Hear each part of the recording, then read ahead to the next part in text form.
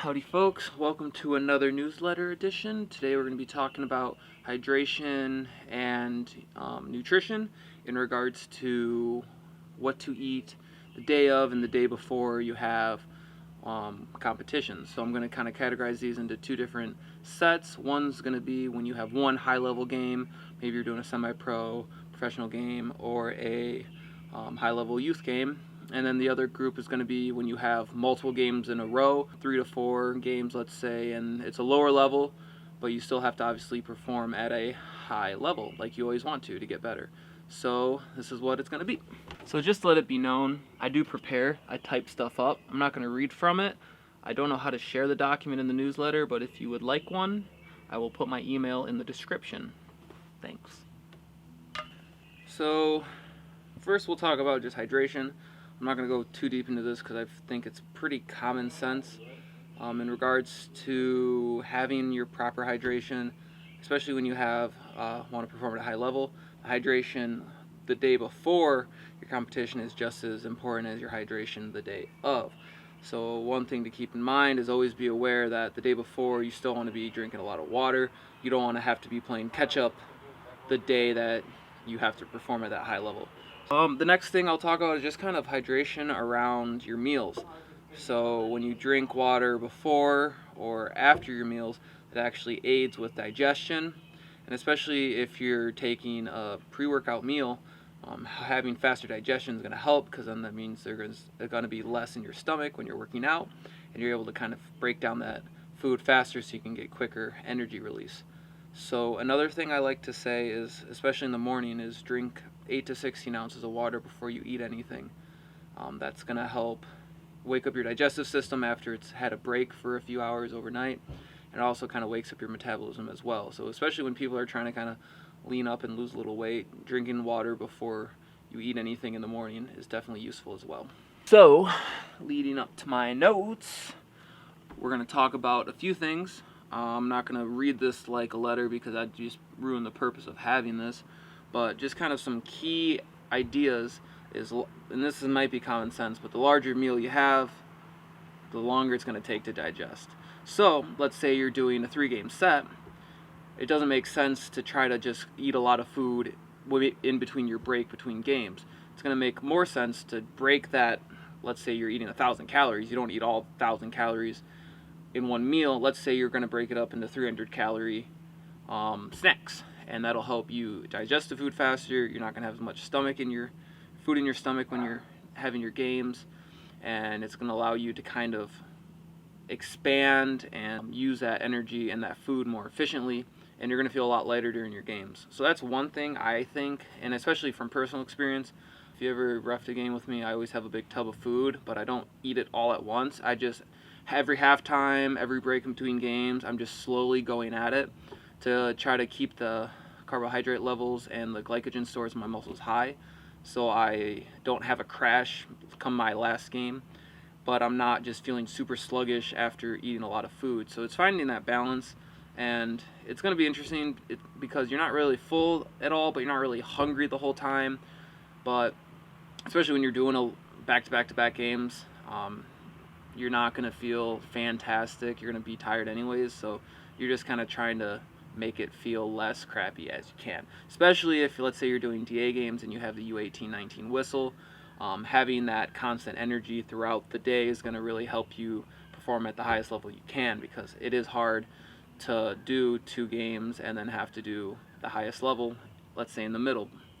So just kind of keep that in mind. So I kind of typed up some meal plans for leading up to events, and this would be more for if you're doing one high level game. Now I know most of these games happen in the evening, afternoon, but let's say you have a tournament, and you want to have an early game, like an 8 a.m. game. So what you want to do is eat, and this is pretty common for people to do sports, a high carbohydrate dinner before, carbo loading, and drink lots of water through the whole night.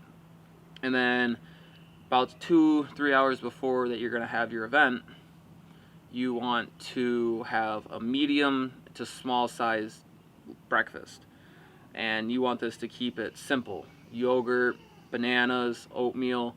A lot of people will, especially when I go to State Cup, they're eating sausages, eggs, and it's great, but that's kind of a heavy meal to be eating before you're going to be running, especially when you're consuming fats. Fats actually require a lot of energy for your body to break down. So if you're trying to just get quick energy, fats aren't going to be your best friend. You're going to want more simple carbohydrates. If you have an event around noon to 2 o'clock, you want a higher carbohydrate breakfast, so you're going to be eating more in the morning, and then a lighter lunch. Let's say your lunch is going to be a snack about 2 to 3 hours before, and then after your event you're going to have a higher carbohydrate dinner, so you're going to kind of carbo load again, and that's going to help your recovery as well. And especially if you have multiple games, multiple days, like let's say you're coming home on your Saturday, you want to really eat a lot for your dinner, because that's going to help your recovery, so you're not feeling so bad the next day, and you can kind of keep the consistency high throughout the whole day. So when you have a later evening game, kind of the way you're going to view your calorie consumption during your day is you want to front load your calories. So breakfast should essentially be the biggest meal of your day, and you're not really worried too much about contents of your breakfast. Obviously you want to keep it clean, you don't want to be eating any junk, but in regards to fats, protein, carbohydrates, you don't have to be too picky on that ratio. I would personally get as much fats as you can in your breakfast, because you're going to be cutting them the farther you go throughout the day, just for the sake of digestion and what you have in your stomach. So that's kind of what you want to keep in mind. When you have, what I would say is have an early dinner, and it's going to be a lighter meal, so maybe a little smaller than your normal day-to-day, and especially when you're kind of leading into a game. So let's say your dinner is maybe 4 hours before you're supposed to, perform for your game. You want to maybe start focus on getting a little more simple carbohydrates, kind of make the food a little more simple. If you're going to be eating any meats or anything, just make sure they're not super processed. Processed, I mean stuff like sausages, they're red meats, you might want to stay away from those, not because they're bad, just because it's pretty heavy on your stomach. For if you're about to run, I can't imagine trying to eat a steak and then kind of working out. So try to keep it to the lighter, fish, chicken. And if you're going to be eating a grain, actually white rice in this situation might be better for you, because it's going to be a lot more simple of a carbohydrate versus brown rice. And a lot of people will say that before they do a workout or a competition, they want to keep it to a little more starchy of foods. So white rice actually might benefit you more. Something to try out. And then you will want a snack kind of an hour to 45 minutes before you're going to perform. Now, this is just going to be maybe, if it's a Cliff Bar, maybe save half for your halftime, a banana, just something to kind of keep your carbohydrate stores high. Anything sugary is kind of going to be your friend in this situation. Obviously, even starting in the morning for those games, you want to be drinking a lot of water. And what I'd say is front load your day with water as well, and kind of keep drinking a lot, but don't just start chugging it. Try to just kind of keep a consistent flow going. Obviously, when it's halftime for your game, kind of replenish that, because it's been 45 minutes without water. But especially if you're kind of front loading before your game of water, you're going to have a lot sloshing around, and especially if it's a hot day, you might be kind of diluting the electrolytes in your body, and you might be suffering because of that, cramps, feeling bloated, stuff like that. And I've had games where I feel bloated just because I freaked out and drank too much water. Not the best feeling, especially if you got to run fast. Alright, I'm going to read this part straight verbatim, because I just don't feel like messing it up or paraphrasing. So, like I said before, because the body uses more energy digesting fatty foods, your performance might suffer if you consume excess fats leading up to your game.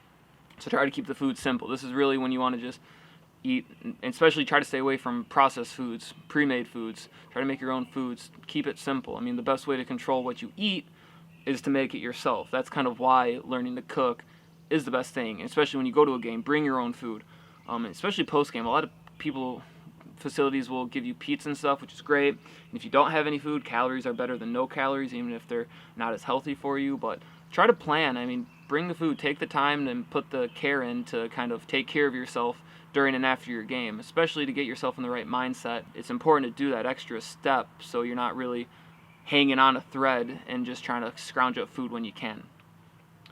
And especially if you're nervous and your stomach gets upset easily, liquid meals like smoothies and stuff like that isn't a bad idea. If you're trying to get calories in a smoothie, adding oats, like oatmeal, will actually be fantastic. It's a great way to add carbs and make your smoothie a lot more calorically dense. I will also do chia seeds, flax seeds. It adds a little bit of fats, but it's more high in protein and fiber. And then obviously fruit has sugars, so that's carbohydrates by itself. You can add a little peanut butter as well, just don't go overboard. And that's a good way to get a lot of calories in a liquid meal. If you're having if you get nervous and your stomach gets upset easily, that's a good way to do it.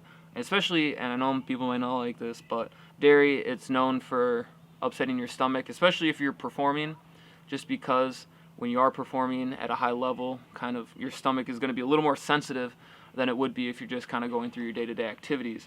So maybe try to stay away from dairy, especially milk. Yogurt's not bad because it does have the probiotics, so that is going to help your stomach and help digestion. So I wouldn't say yogurt's a bad idea, especially for the sake of having some sugar, carbohydrates, and just a little bit of fat. It's not a bad choice. But if you're trying to just drink milk and stuff like that, I would stay away from that. Since I would consider referees to be more endurance athletes than sprinters, carbo loading is actually something that is feasible to do for your games. Since I was a sprinter, we didn't really need to carbo load because you're not expending energy over a long period of time. The longest amount of energy I needed was for, let's say, 50 seconds or less, so you don't need to carbo load for that. But if you're doing a long event, like a game that's 90 minutes, carbo loading the day before is actually going to be useful, and if it's an evening game, carbo loading a little bit in the morning during breakfast is going to be useful as well. What I would like to say is, just like how you kind of practice, competing, getting in shape, looking, doing drills, you kind of need to practice what you eat during and after not only your workouts but your games. Especially if it's a lower level games, it's a good time to kind of figure out what your body reacts the best with. And especially when you're going to a high level game, it's kind of nice getting into that routine of kind of what you're going to eat, what you need when, because especially not only just for like the physiology of what your body needs, but kind of mentally, I know like if I'm starting to eat this food, I know where my head needs to be at this time, so that kind of helps me get mentally prepared as I go. That might just be me, maybe you could try it, but that's kind of things to think of. And especially when it's halftime, your head's obviously already been active and you should be in the zone already. So when you eat, it's just kind of, let's keep that going. You don't want to die down and get tired, especially when you hit 70 minutes in the game. That's when you really need to hunker down and kind of focus. So that's kind of what I have to say. Try to pick foods that kind of fit to like what I was saying, but don't just go out of the ordinary and just start trying random foods. I mean, you can, but just make sure it's kind of in a day-to-day, kind of maybe during the week, where you have time to kind of experiment, and it's okay if something doesn't work versus it does work. But stick to foods you're familiar with. Try to alternate, not just kind of flip the script. So a lot of people, when I kind of say go off of how you feel, they'll say, well, I feel fine. And I'm like, that's great. But, especially if you've been eating the same way your whole life, you don't have anything to base it off of. If you haven't changed your diet, you don't know what different feelings you could be having. So that's kind of why I like to stress, like, try to eat different things, because you can actually, once you can sense that change, you can actually start to adjust your diet to fit what feels best. And if you keep eating the same thing, like, you're never going to know. Like, maybe you're all right if you're just kind of sitting at the average level, but what if you want to go to that next level? Like, make the changes so you can kind of see the areas in which you can actually improve. I'm not saying change everything, but maybe try to kind of adjust and see if that's actually helping you feel better. That's kind of how I like to view it. You don't really, if you don't have anything to base off of how you used to feel, how are you going to know, how you're going to be able to listen to your body and see what makes you feel better or worse, especially if you've been eating the same thing all the time. That's just me. That's kind of my philosophy. But the only change is going to be based on you and how passionate you are of actually creating change, especially when it comes to diet. It might feel like you're doing work for the first few weeks, but once you kind of get into a habit, I think it turns into being a little fun, kind of being experimental. And especially when it comes to diet, the longer you have a healthy diet, the more change you're going to feel.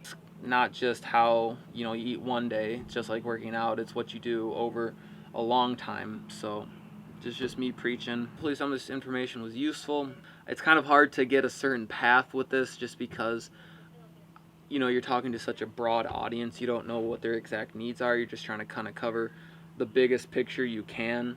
So if you have any questions, you want any more specifics, feel free to ask me. I could just go in depth with a lot of topics, but just for the sake of time, I'm not going to do that. Hope you enjoy it. Hope these are useful. Thanks for tuning in. Goodbye.